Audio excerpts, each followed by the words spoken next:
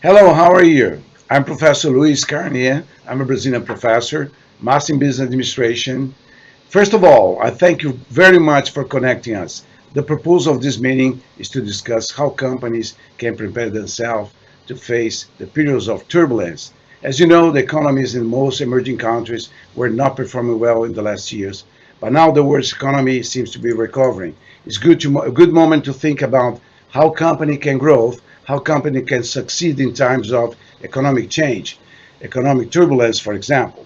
So let's start talking about the current global scenario, trying to understand together what is happening in the global economy, especially in the impact it has in emerging countries, for example. Because we know that in emerging countries we faced tough times during the past years, but now things are being recovered because the economy in the world is growing. So that's what I'm going to talk.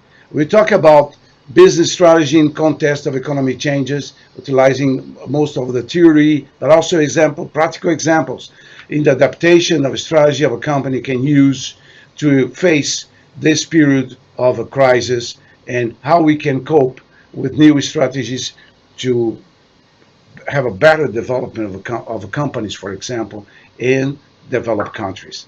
We'll make an initial presentation about 15 minutes and then go for a question and answer session.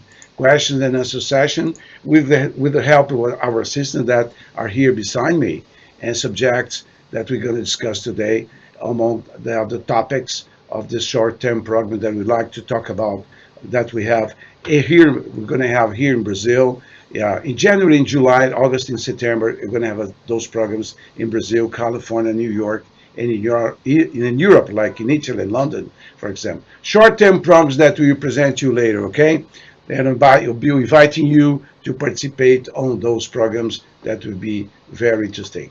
But first of all, I would like to discuss some scenarios of the economy in the world, just for us to have a better idea what's going on in Brazil and other developed countries like yours country, for example. Okay? And if you want to send your questions, okay, just log on the YouTube by click on the chat tab. Okay? So keep your eyes in our talk and send us your question right now so we can reply later when we finish this presentation. Let me tell you a very important thing. Fear is not a good advisor, let me tell you this. Those who in periods of crisis are driven to fear will only make the situation of the company where they work worse.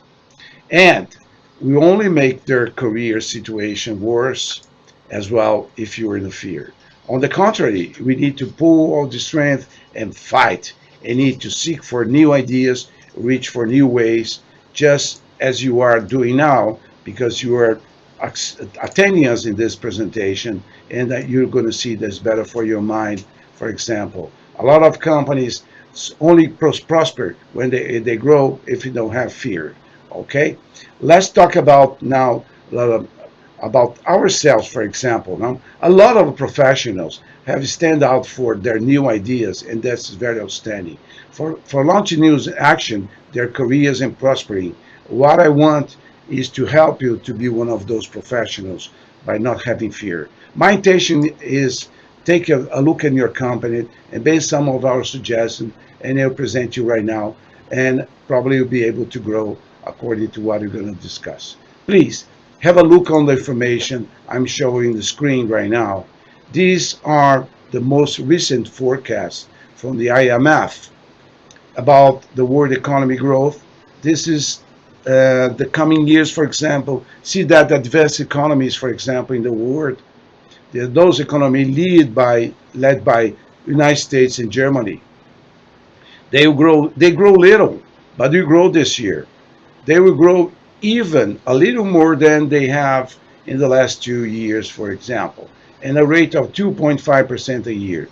Well, and the emerging countries in general, for example, we have their issues, but we grow too. It's important you understand why. It's very important to understand why, because there was a crisis in the year 28 and 29, a crisis that affected the financial system of the rich countries.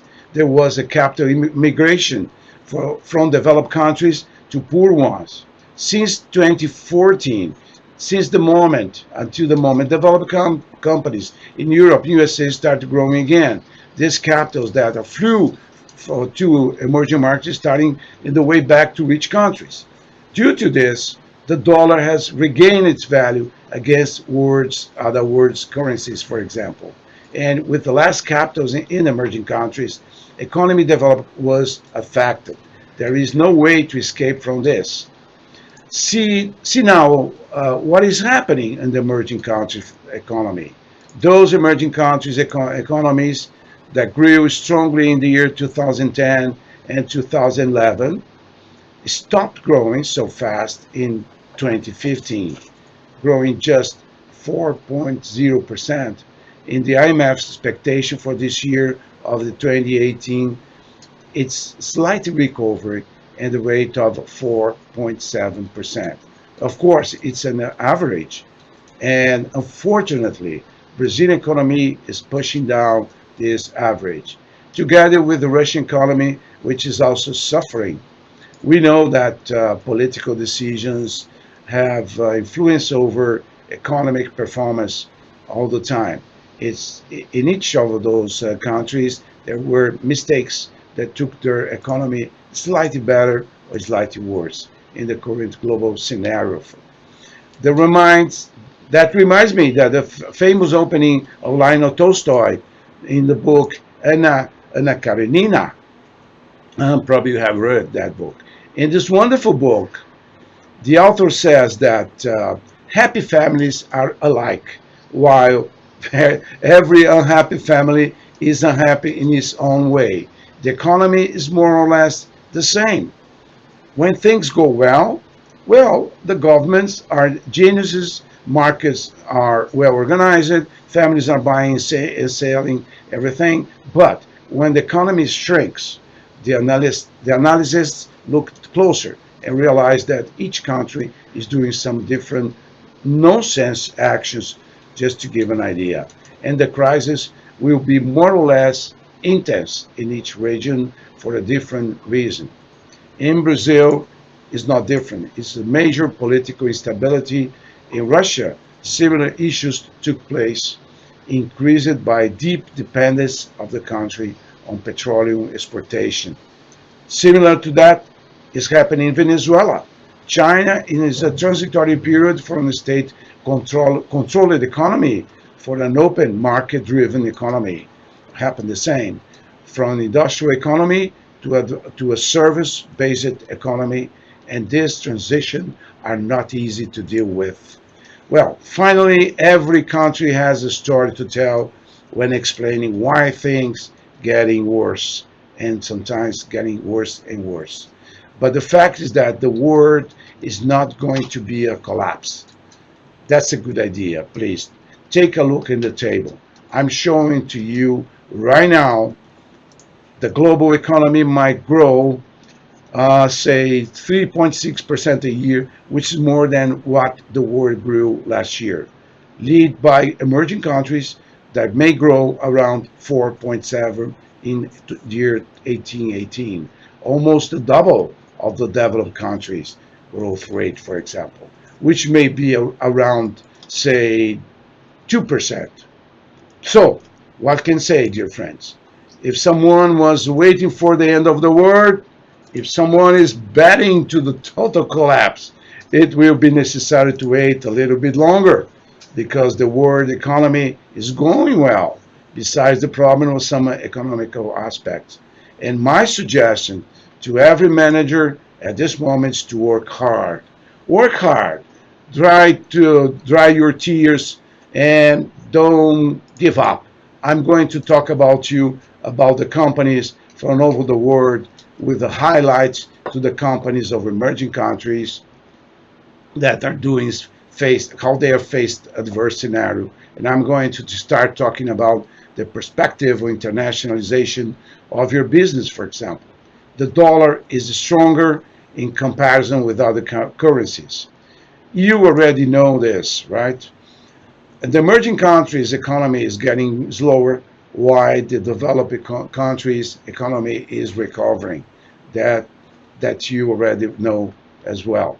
Well, What are you waiting for to make concrete export plans? It's for the agribusiness and the industry, is for tangible goods and also for industrial products and service. Well, you can see in this slide that I'm presenting you right now indicates that we had in the 2015 the biggest amount of the foreign direct investments since the year 2007, for example. The cross-border flow of the capital rose 36% in the year 2015. There are also great news for exporters worldwide. I know that international trade in general is suffering at this moment because of the situation.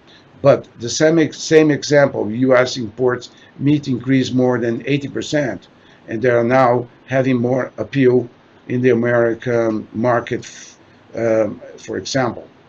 Imports in the automobile sector grew 40%, while aircraft increased more than 60%.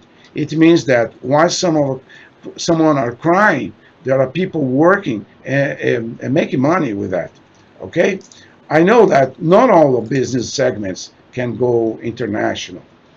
And truth to be told, companies cannot be waiting for currency fluctuation. That's a big mistake to decide what we're going to do in the future. Uh, we have to be internalized anyway. Integration to global business it is task that might be a part of the company routine. Every company should add to this effort. Who is watching this lecture, for example, must have this in mind. You should be prepared yourself to act in your career, to be a manager with a global perspective, global thinking about everything. You should develop abilities to conduct business in a global scale. If not, your career will be stuck. That is my experience, and we can talk about this afterwards, how to do it. Okay? Well, now I'd like to talk about strategic actions that companies might follow to overcome the crisis problems, for example. My first suggestion, my first suggestion is a painful suggestion. Sorry about that.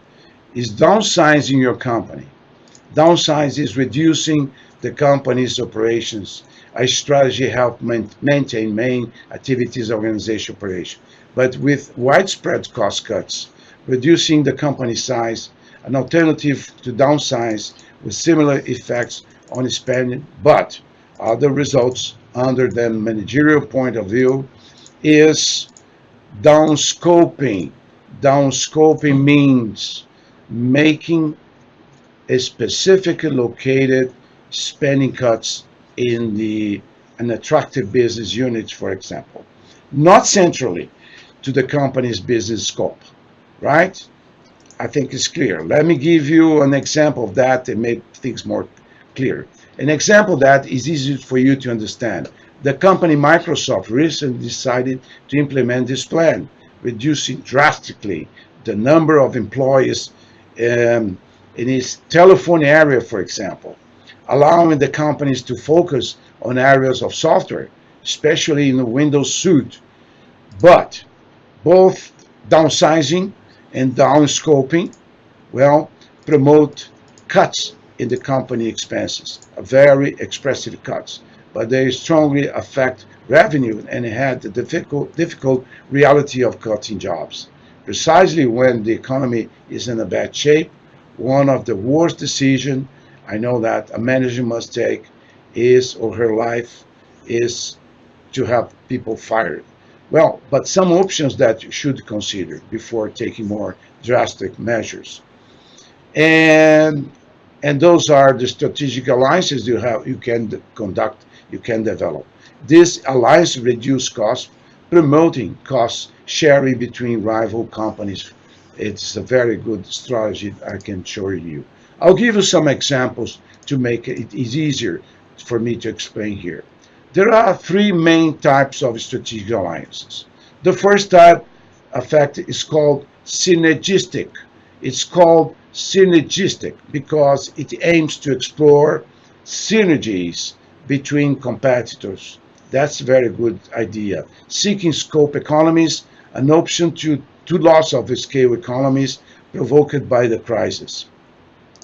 Okay, a recent example of this strategy was a joint venture between Ambev, it's a Brazilian company, and Whirlpool, the American company. Ambev is a global company with headquarters in Europe, and Whirlpool is American company. All right.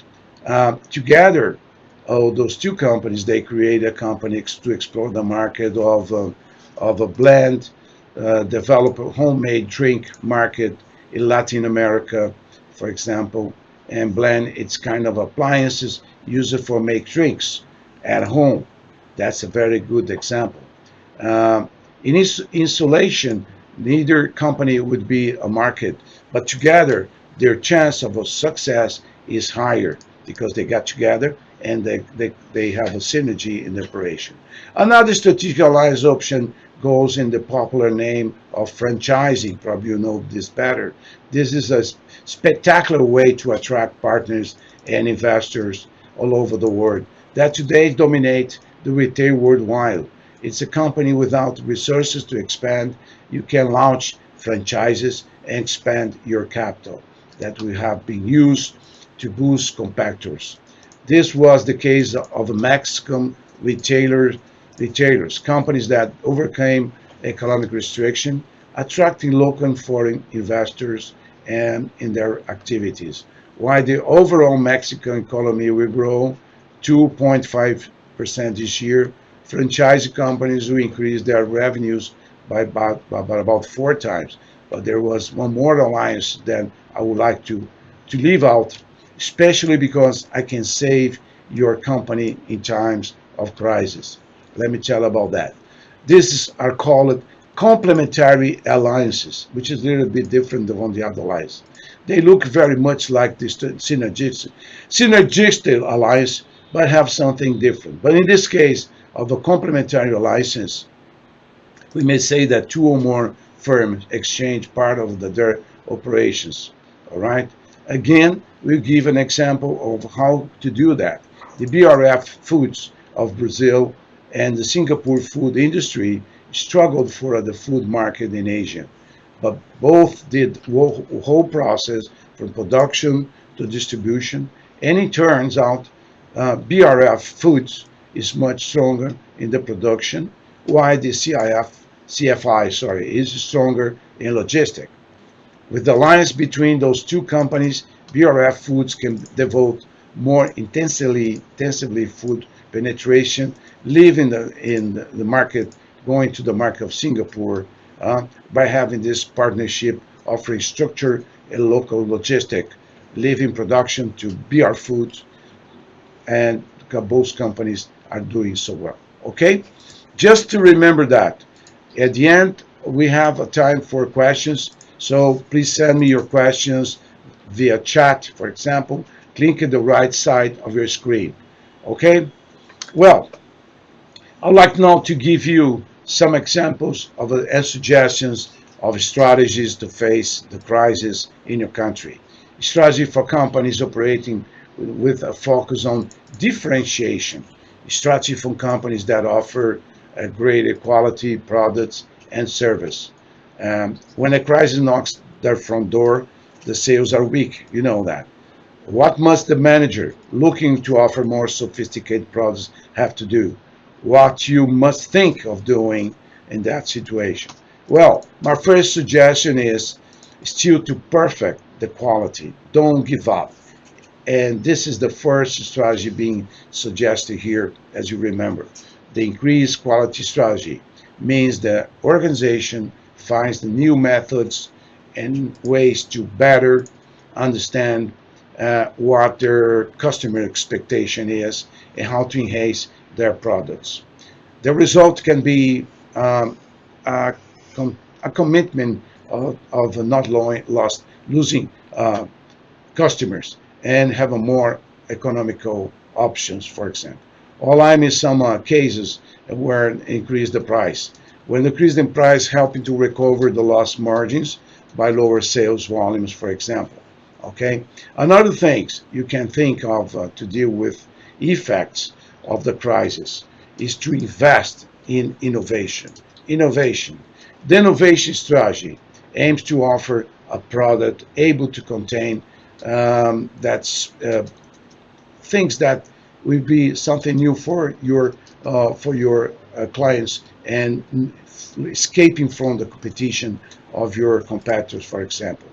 Now, um, which brings us a next strategy suggestion to combat the crisis. All right. Unlike the above, we can say the increase in the service has another advantage. Okay, the cost and time needed is much smaller and any other options that we might have. You can still have some different situations where the company reduce costs, for example. Moving forward from here, the next strategy to face bad times in the economy is the improvement of the communication of value. And let me explain a little bit more. Many customers stop buying the product of a company because they cannot see, for example, the benefits that you included in your products. And in times of crisis, this factor ends to be magnified, for example. And finally, the last strategy that I would like to talk about is to address you is the segmentation. To go faster, you give an example for that. Okay. Um, and Myanmar is a traditional food exporter to Europe and other countries. They may be doing great now. However, price affect everyone, and also, so last year, my Myanmar company called Shiwe Palan. Shiwe Palan became last year the first export of Asian country to be certified organic international organization.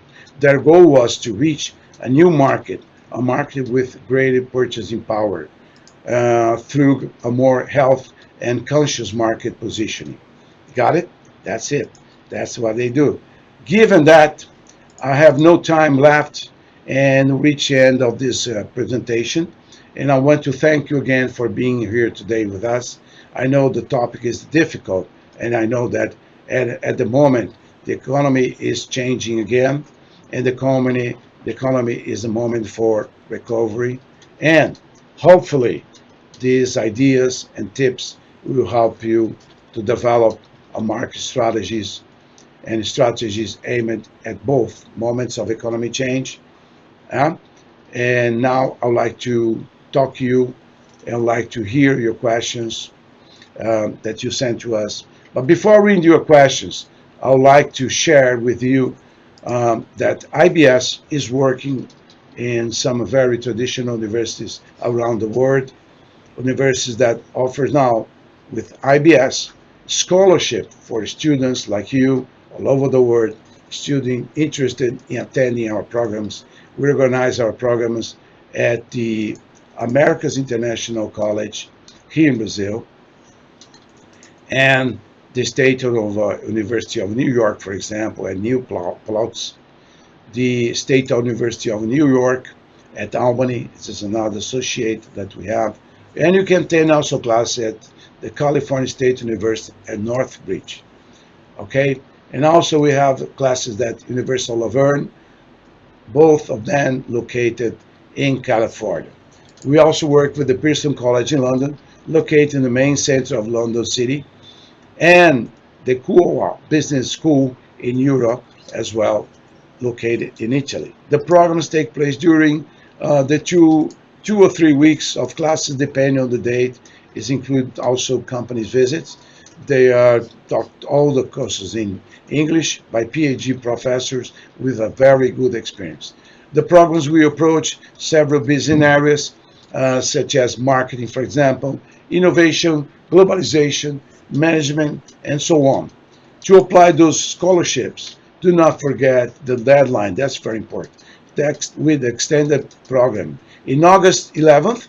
So do not miss this chance. It'll be the last chance you're going to have a scholarship in this program. To have access, you have to make your application of your scholarship. Just following what happened in the screen and make your subscription. Now I'll answer some of your questions that your guys have sent me, and you can keep send me the questions during this period, and I'm going to reply some of your questions. All questions sent will be considered. Okay? So just take a look at the questions. You send me, you're going to read this one? I have one right here Okay, too. you're going to send me this one? Or you can, okay, read me the question, then I can reply now.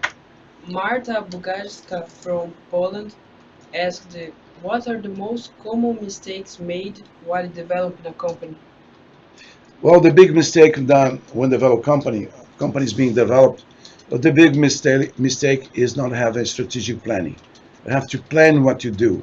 Don't Everything you do in a company should have a reason why. So before acting, is is necessary to have a plan, a strategic plan. That's very important. Most of the company thinks that the experience of the executives, the professionals, can solve all the problems because they are very good. No, companies that have a strategic planning are more successful than the companies that have no plan. That's very important at the beginning to have a strategic plan to succeed any market, domestic market and also international market. All right. We have some other questions here.